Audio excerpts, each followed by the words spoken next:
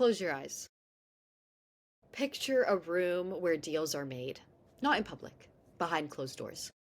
Think a corporate executive leans in, a legislator nods, a billionaire whispers into the ear of a policymaker. Open your eyes. That room is not imaginary, it's democracy. Let's talk about it. Hi, everybody. My name is Ziana. Welcome back to Office Hours. And this week's episode is entitled Lobbyists, Billionaires, The Price of Democracy. In this episode, here is our plan. We are going to set the stage, dive into some case studies, lobbying and regulatory capture in practice. We're going to talk about the consequences. We're going to talk about reform experiences, and we're going to ask some questions at the end. If you listen all the way through, you will see democracy is under strain, but you will also see that we potentially have options to respond. Well, we at least could pretend in a happy, optimistic lens. Let's begin by setting the stage. Who holds influence and under what rules? So the actors, we have the lobbyists, as before, professionals who advocate, negotiate, and monitor legislation or regulation on behalf of clients. Then we have billionaires, mega donors, interest groups, all in one. Deep pockets that can fund campaigns, media, think tanks, litigation, issue advocacy, and influence environmental debates. Then there is party apparatuses, political machines, enforcement agencies, oversight bodies, the institutional scaffolding through which money flows or is constrained. The US legal framework, let's talk about that. Let's visit a case that was Citizens United versus the FEC in 2010. In that decision, the U.S. Supreme Court ruled that political spending by corporations and unions is a form of protected speech under the First Amendment. SpeechNow.org v. the FEC in 2010 further cemented that contributions to groups making independent expedite cannot be limited. As a result, unions, corporations, wealthy individuals, and outside groups can funnel enormous sums of money into election cycles. On disclosure, while many entities must report donations, dark money groups and organizations lack full donor disclosure. Some use nonprofits to obscure the original source. In the US, the FEC, sorry, I'm speaking in acronyms, Federal Election Commission, is supposed to enforce rules, but the gridlock often leaves complaints unresolved. The Canadian legal framework. Canada's system looks a little different, though it faces its own challenges. Canada maintains strict limits on individuals and corporate donations to parties and candidates. For example, of recent years, many individuals may donate only small amounts per year to parties. The limits vary per province and territory, but there's third-party advertising. During election periods, entities, non-Canada actors, that spend on political advertising are regulated above certain thresholds. They must register, report, and adhere to spending limits. And then there's public subsidies. Parties may receive per vote subsidies or reimbursements to reduce dependence on wealthy donors. And then there's enforcement bodies. Elections Canada and provincial equivalents oversee complacence. Then there's a ban on corporate and union donors. In federal elections, corporations and unions cannot donate. Only individuals may. And there's transparency and disclosure. Political actors must disclose donor identity above specified thresholds and file audited returns. Still, with all those rules said, loopholes exist. Some provinces have more lenient caps. Third parties sometimes skirt rules via framing or timing, or an anonymous grassroots or less transparent issue advocacy groups may exert influence during non-official periods. Because Canada restricts direct corporate or union giving and caps third-party spending, the direct funnel from mega donors to candidate is more constrained.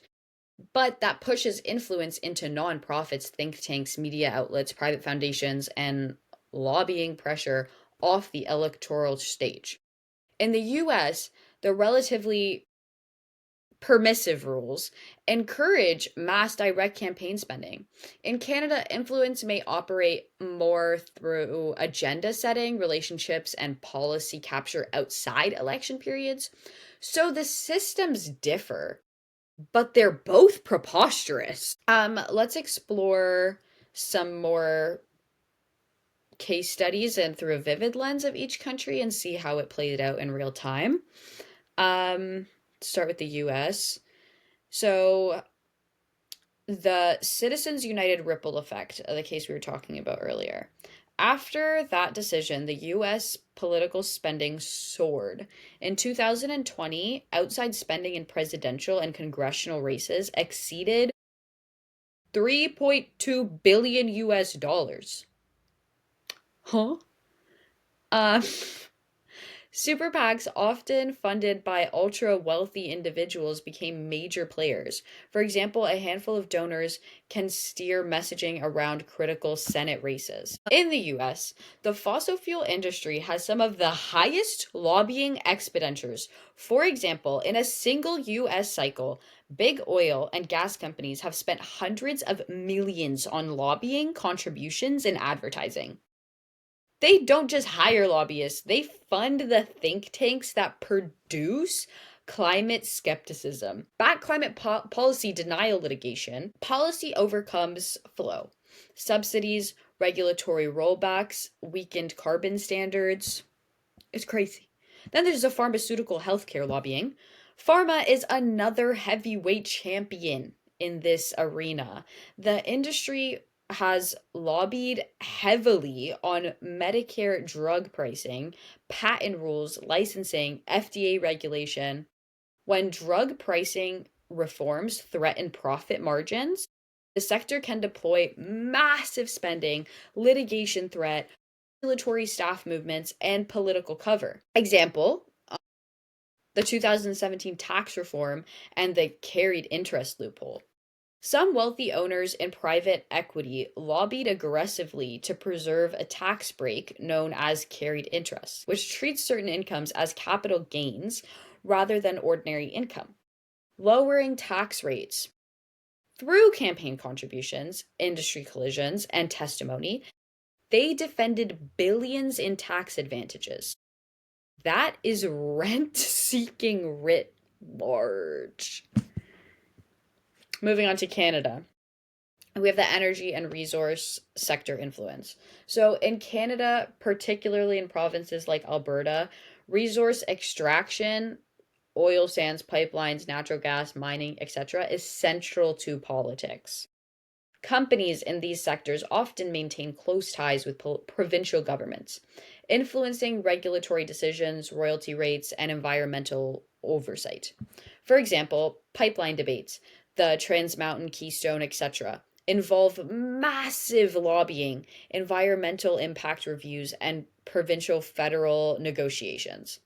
Corporations and industry associates often hire lobbyists to maintain access, shape the rules, and influence public perception. Going towards the donation and influence controversies, while direct corporation donations are banned federally, there have been controversies.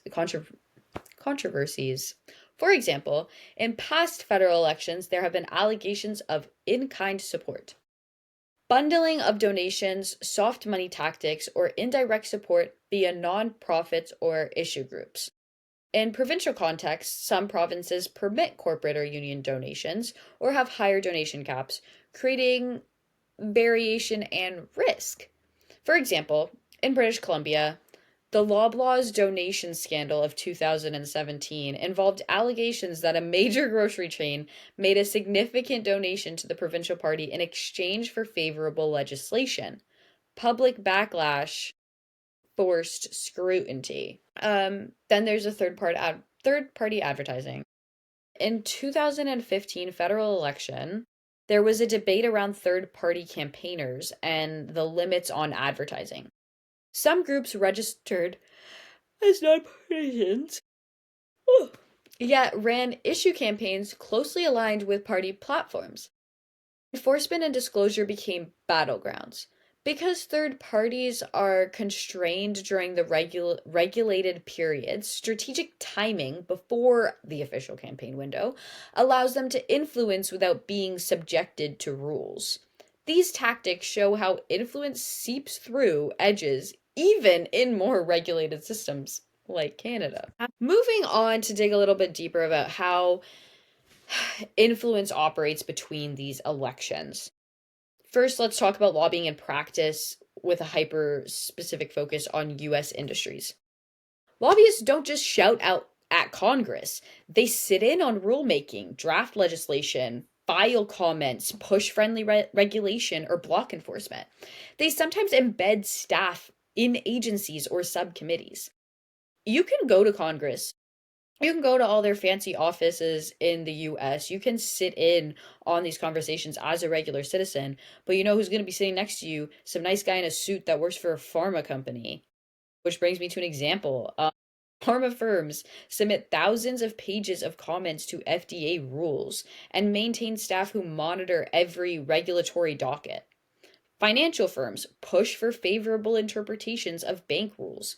Telecommunication firms lobby for spectrum allocation or licensing rules.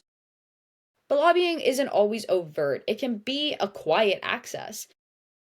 Funders get meetings, get drafts, get preferred language before the public even sees it.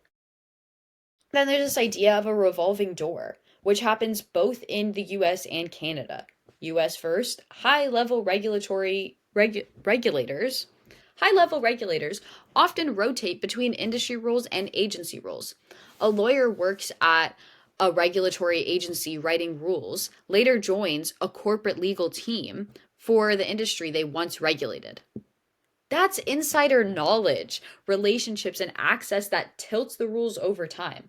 For example, former staffers from the SEC, the EPA, or the FCC often join law firms or industry groups that lobby their old shop. That linkage raises the risk of insider capture.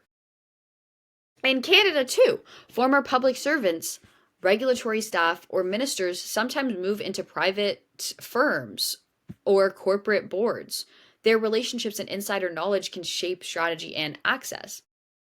But because Canada is smaller and political circles tighter, personal networks and access often matter more. Former ministers or senior bureaucrats might join a corporation or be a consultant, leveraging their connections in Ottawa or political or provincial capitals.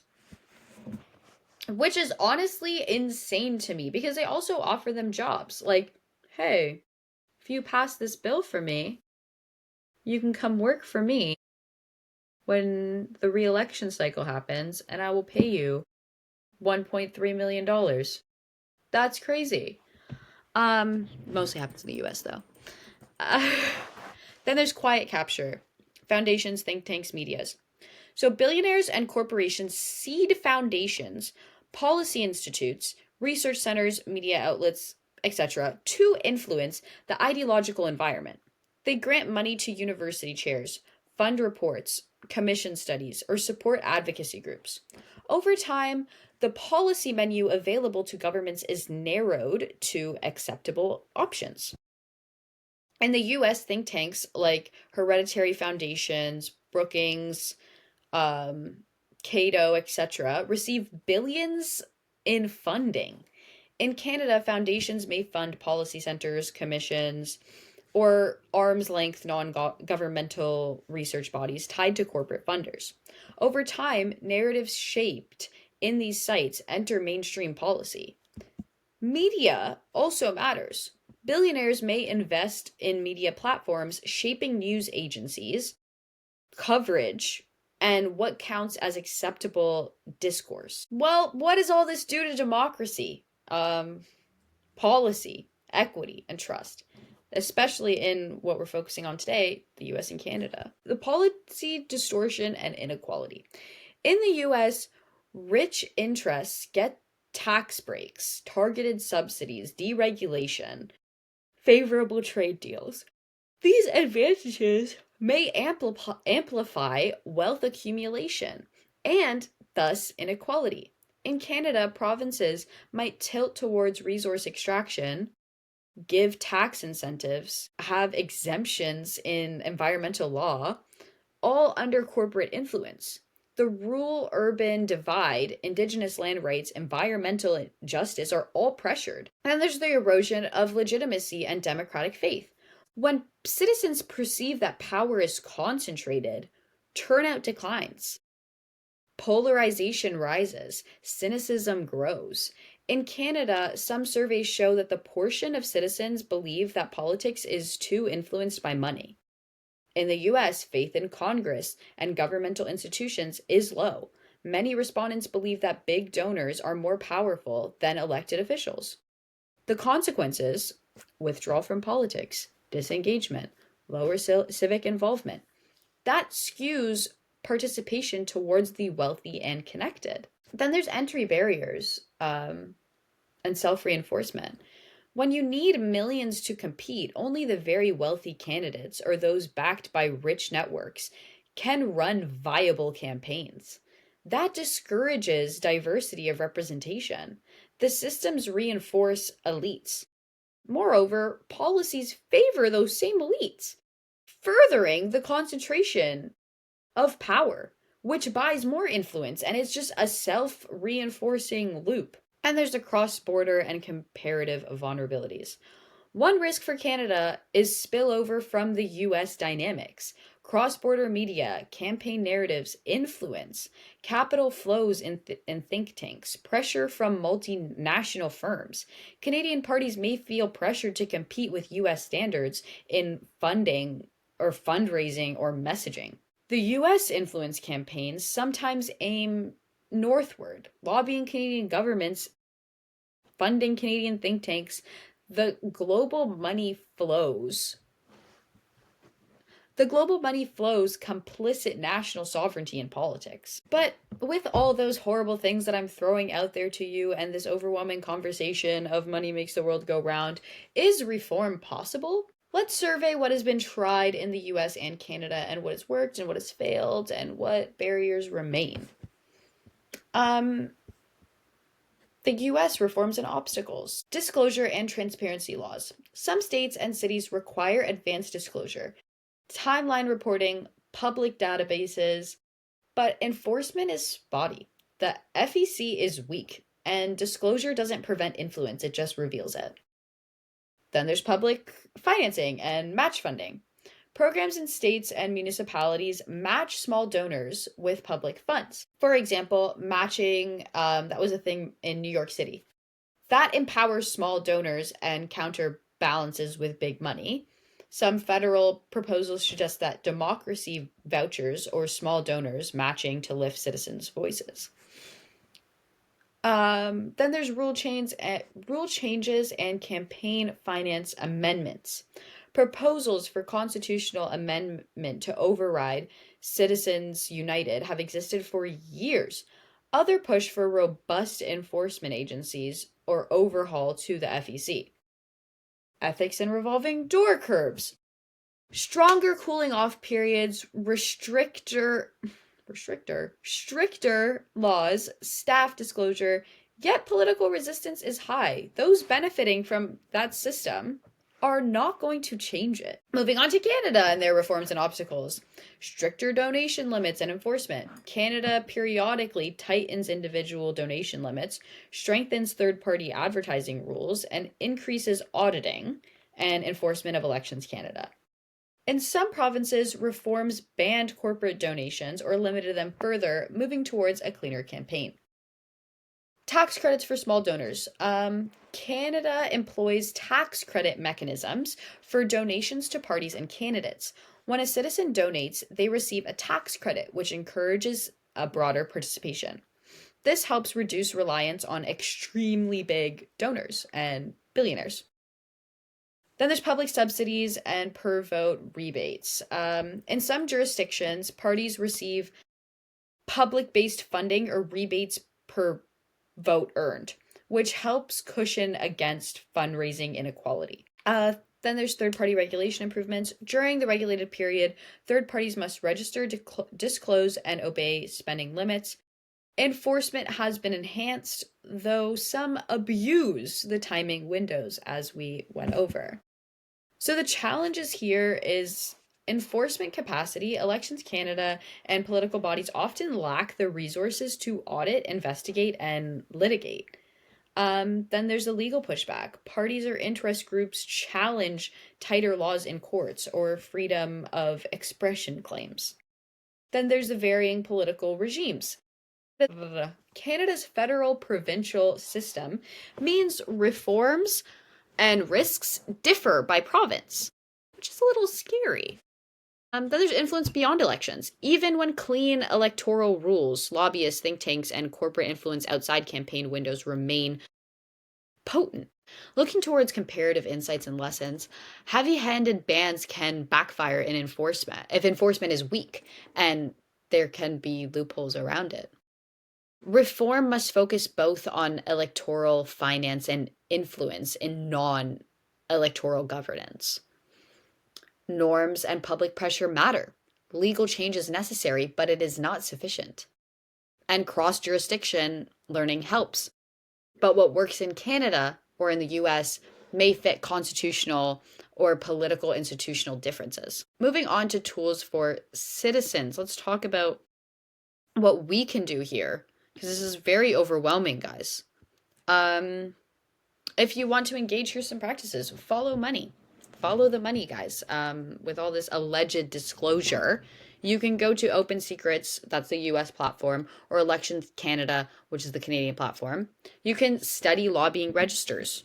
You can support investigative journalism, watchdog NGOs. Like, for example, Public Citizen, Center for Responsive Politics, or Democracy Watch in Canada. Pressure for transparency. We can pressure them. We have power, guys, sometimes when we stick together. Participate in local politics, small donor programs, municipal ethics committees, citizen boards, and push for structural innovations, citizen assemblies, participatory budgeting, public funding, stronger oversight regimes. Ask hard questions. Who gains if this law passes? Who financed the campaign for it? What relationships exist between sponsors and regulators? And I think that asking the questions more so happens in the US. I feel like everyone is obsessed with congressional members there. And I feel like in Canada, we don't really know what our MPs are up to. And I think that if we want to induce some type of change and protect our democratic pillars, we need to be more involved. In both the US and Canada, we see cracks, but also we see arenas for repair. If democracy is a conversation, let's widen the floor. If it's a contract, let's insist on accountability. I'm your host. This was Lobbyists, Billionaires, and the Price of Democracy. If this resonated, if you learned something, share it, debate it, have a conversation with it. Until next time, stay curious, ask the questions, and remember that your voice matters. Bye, guys.